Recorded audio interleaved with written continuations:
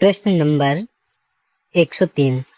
18वीं शताब्दी के पूर्वार्ध में बंगाल में मुगलों के प्रत्यक्ष नियंत्रण से मुक्त कर एक स्वतंत्र क्षेत्रीय राज्य के रूप में स्थापित करने तथा अपनी राजधानी को ढाका से मुर्शिदाबाद स्थानांतरित करने वाला पहला नवाब कौन था?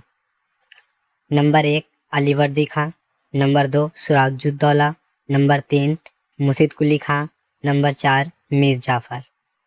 इस प्रश्न का सही उत्तर विकल्प 3 यानी मुर्शिद कुली खां है।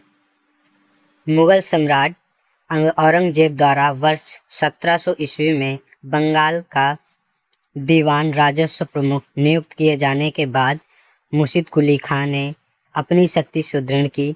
बाद में उसे अपनी प्रशासनिक राजधानी को ढाका से हटाकर भागीरथी नदी के तट पर मकसूदाबाद स्थानांतरित किया, जिसका नाम उसने अपने नाम पर मुर्शिदाबाद रखा। 1717 ईस्वी में फर्रुखसियार द्वारा बंगाल का सूबेदार निजाम बनाए जाने के बाद वह बंगाल का पहला स्वतंत्र नवाब बना।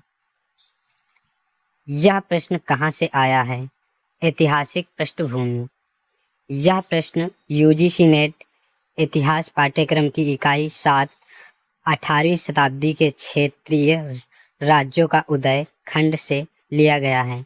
औरंगजेब की मृत्यु 1707 ईस्वी के बाद मुगल साम्राज्य के पतन का लाभ उठाकर कई स्वायत्त राज्यों का उदय हुआ, जिनमें बंगाल सबसे समृद्ध था। मुर्शिद कुली खां एक कुशल प्रशासक था, जिसने बंगाल में इजारेदारी व्यवस्था ठेकेदारी प्रथा की शुरुआत की, जिसके तहत बड़े जमींदारों से राजस्व वसूल कर सीधे राज्य के खजाने में जमा कराया जाने लगा। उसने गरीब किसानों को कृषि के विस्तार के लिए तकावी ऋण भी प्रदान किया, जिससे बंगाल आर्थिक रूप से बहुत शक्तिशाली बन गया। चारों विकल्प का विस्तृत विवरण। नंबर 1 अलीवर्दी खां। यह 1740 में खेरिया के युद्ध में सरफराज खान को मारकर बंगाल का नवाब बना था। यह अपनी इस प्रसिद्ध टिप्पणी के लिए जाना जाता है, जिसमें उसने यूरोपीय व्यापारियों अंग्रेज की तुलना मधुमक्खियों की छत्ते से की थी।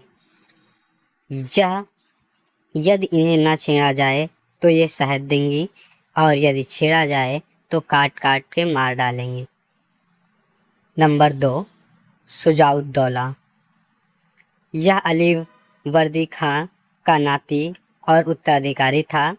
इसके समय में ही अंग्रेजों के साथ टकराव चरम पर पहुंचा, जिसके परिणाम स्वरूप 23 जून 1757 को प्लासी का युद्ध हुआ। इस युद्ध में नवाब के सेनापति मीर जाफर ने विश्वासघात के कारण शुजाउद्दौला की हार हुई और भारत में ब्रिटिश